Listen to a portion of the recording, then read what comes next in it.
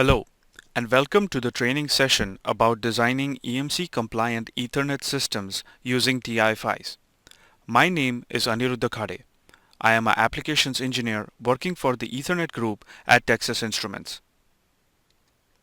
In today's session, we will take a look at Ethernet application overview, new Ethernet PHYs released by TI, overview of EMC standards, reference designs, and design techniques to improve the chance of first pass success for EMC testing. Let's start by reviewing the different applications that use Ethernet. Ethernet communication has been around for a very long time. IEEE has different standards for Ethernet communication going from 10 Mbps all the way up to multi-gigabit.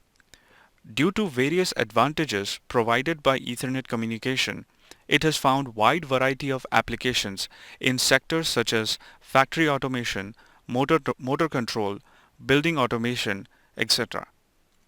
Examples of end equipments that use Ethernet are motor drives, factory robots, IP cameras, network printers, and so on. Here we see how different sectors have different areas of interest when it comes to selecting Ethernet PHYs. When designing Ethernet PHYs, we take into account these key careabouts and ensure that our PHY meet the end equipment requirements. Within our portfolio, we have devices to support various speeds, temperature ranges, and performance parameters. This has allowed TI PHYs to spread in a variety of end equipment applications. Now let's take a look at new products released by Texas Instruments. Here you can see the new Ethernet PHYs in TI portfolio. The product highlighted in green are released to mass production. The products highlighted in red have completed advanced product launch and samples are currently available. At the top left corner, we have DP83822. This is our latest offering for 100 Mbps industrial Ethernet. DP83822 supports both copper and fiber Ethernet, and it can operate up to 125 degrees C ambient temperature. It has very low latency, making it ideal for time-sensitive applications, and it has also passed all the common industrial EMC tests. Right below DP83822 is our DP83867. This is our solution for 10-101 gig industrial Ethernet applications. It supports copper Ethernet and can go up to 105 degrees C ambient. DP83867 has also passed industrial EMC testing. Next to DP83867 is the DP83869. This is our latest gigabit PHY for industrial market. It supports both copper and fiber Ethernet, and it can operate up to 125C. It also supports features like media converter and bridge mode. DP83825 is our new PHY for 100 Mbps operation, highlighted here in red. It is industry's smallest form factor Ethernet PHY. It can support RMII interface and operate with 150 meter cable reach. DP838TC811 at the bottom is our Ethernet PHY supporting 100 base T1 Ethernet standard. This standard is for 100 Mbps communication over single twisted pair. Although it was originally designed for automotive applications, we have seen interest from industrial customers who want to use it in specific applications to reduce cable count or to replace an older communication protocol with single pair Ethernet. Here we have put together a decision tree to help customers select the right TI PHY to fit their application. By answering some basic questions, a user can navigate the tree and shortlist the TI PHY best suited for their system. As an example, if the requirement is to have a discrete Ethernet PHY for 10-100 Mbps non-automotive applications where precision timing is not required, then DP83848, DP83822, and DP83825 are the available options. We will now take a look at the most common EMC standards used for testing industrial Ethernet systems. ESD, or electrostatic discharge, is an event where large amount of accumulated charge is dissipated in a short period of time. The most common example is the static electric shock we receive when we walk on the carpet and then touch a metal doorknob. If electrical components are not adequately protected against ESD, then their performance can be severely affected. ESD can also damage components, and oftentimes ESD damage does not leave any visible signs. It then becomes difficult to detect and fix components damaged by ESD. ESD tests are broadly divided into two categories: device level and system level. Example of device level ESD test is HBM or human body model and CDM, charge device model. Example of system level ESD is IEC 61000-4-2. In the photograph shown on this slide, we can see an example test bench of IEC 61000-4-2. Another important test is the measurement of unintentional emission coming from an Ethernet system. Unintentional radiation can cause disturbance in nearby systems by electromagnetic induction or coupling. These radiations are measured using emission testing.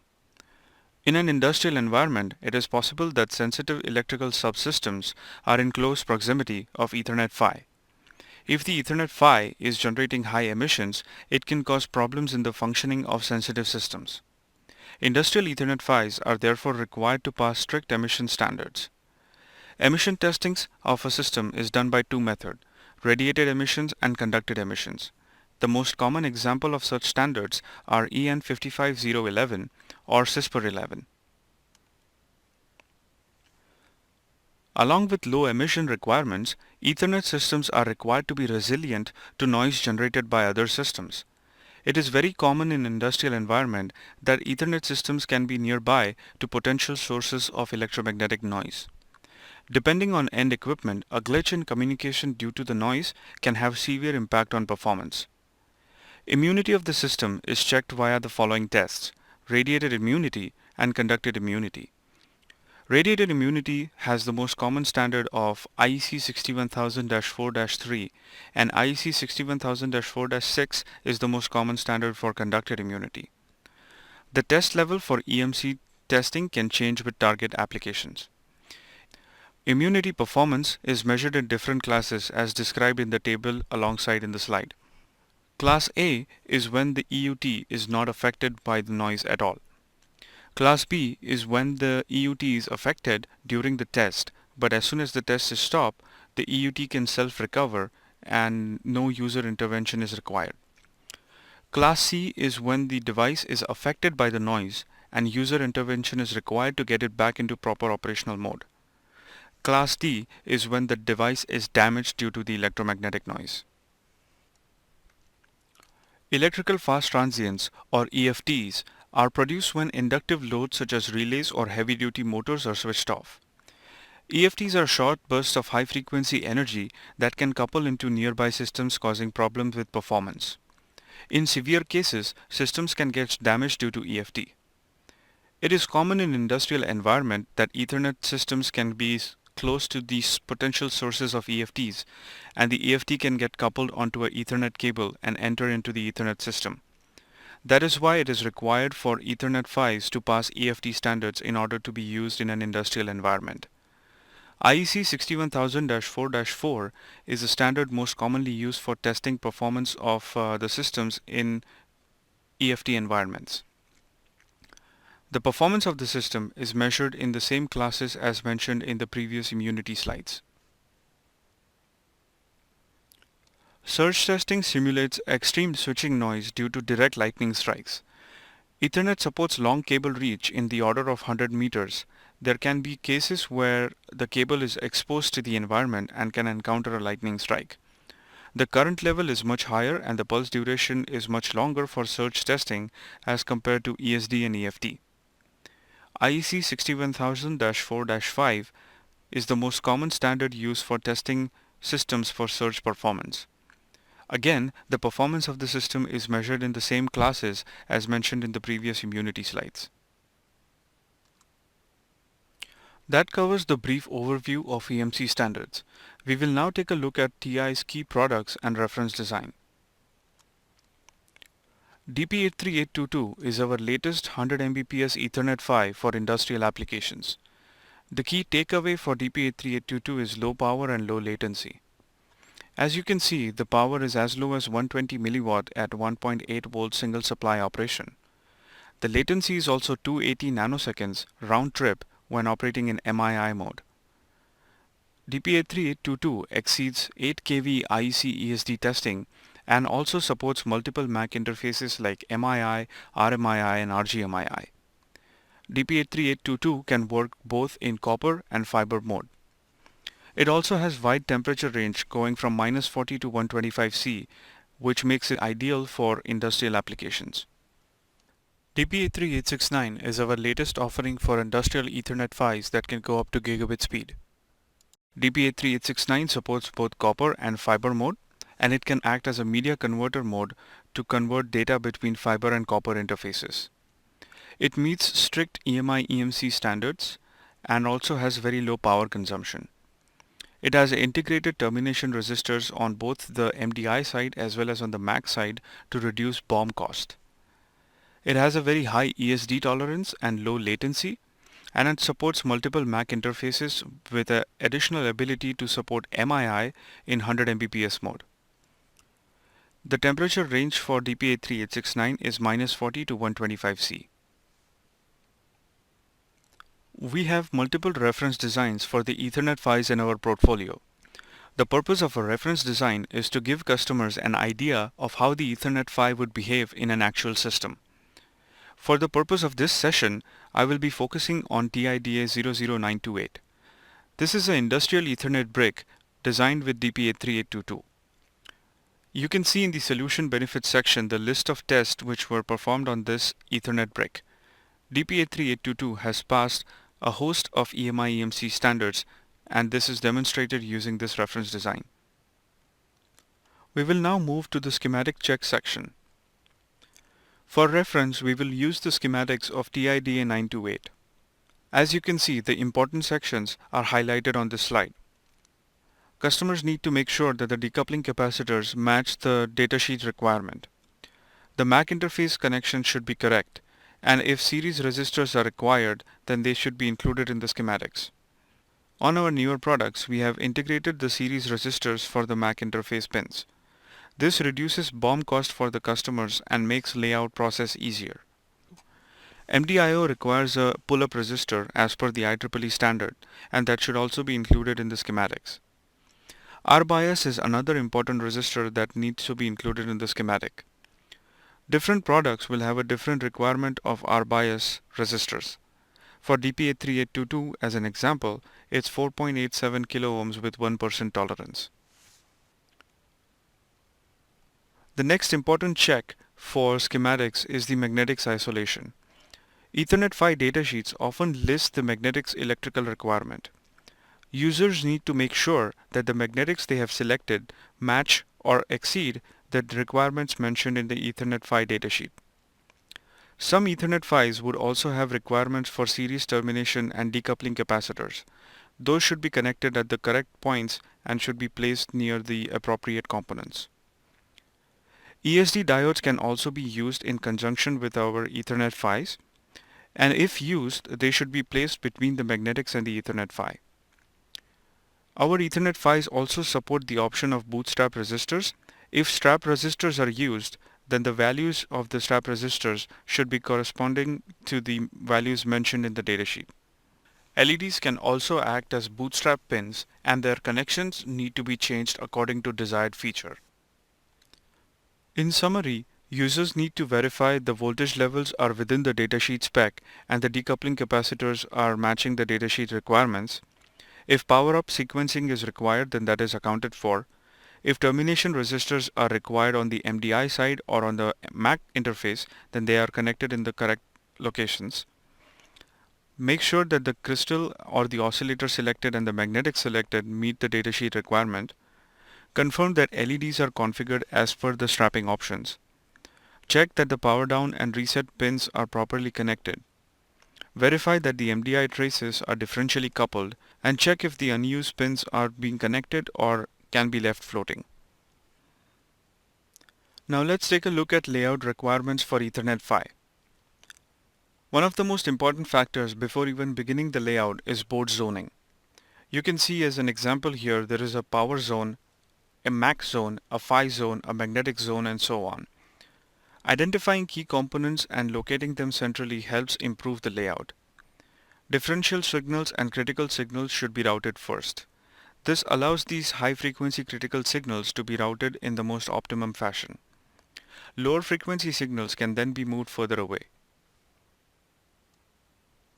This is an example of another reference design TIDA00204.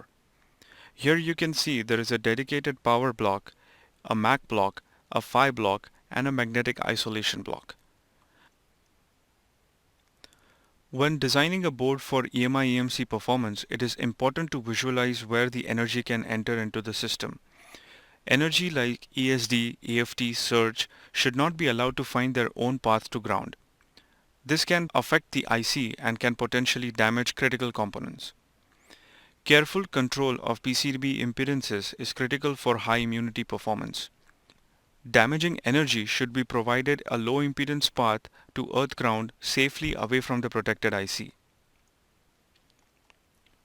Another important factor for clever routing is directing the energy. If the energy is directed safely away from the protected IC, then this increases the immunity of the system overall. Parasitics of PCB traces play a large role where the energy of the strike can flow.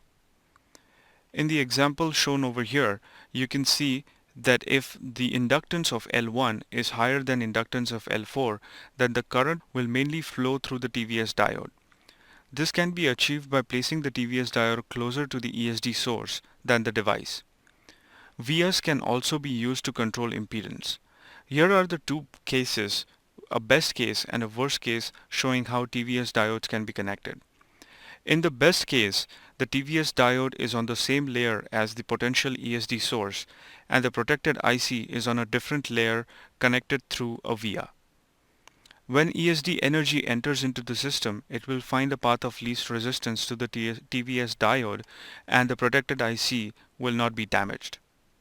In the worst case, the ESD diode will now find a path of least resistance to the protected IC because the TVS diode is connected through a via. In this case, the ESD energy can get into the protected IC and damage it.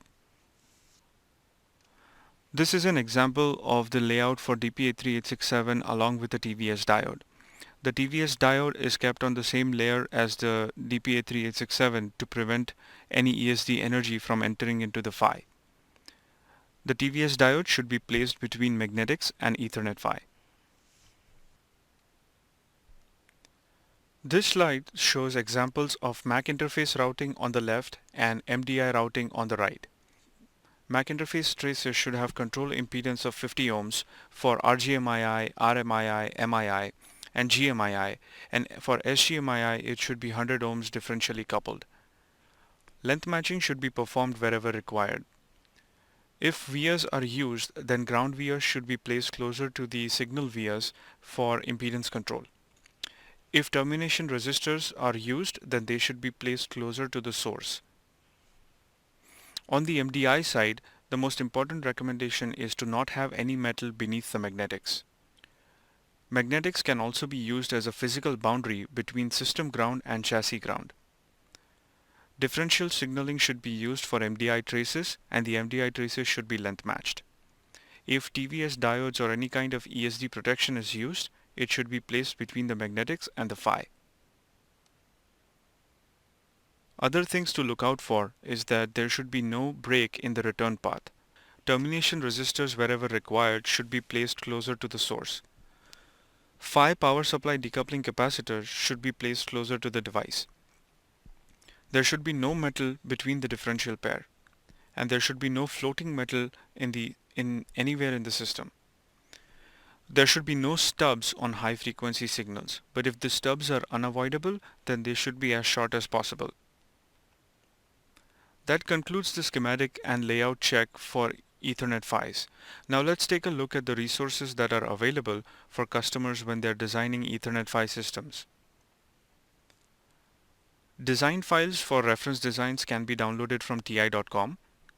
We also have a technical document section for each of our product page. We also list application notes in the technical document section along with any kind of collateral that is important for customer designs. Here is also a list of top application notes that customers have found useful for implementing our Ethernet PHYs. From a software side, we also support models and Ethernet drivers. We have Linux drivers for all our newly released products, and we also have IBIS models, Altium footprints, and BSDL models. You can reach out to the Ethernet team at e2e.ti.com, and for any other collateral related questions, you can log on to ti.com/ethernet for more information. This concludes today's session about designing EMC compliant industrial Ethernet systems. Thank you.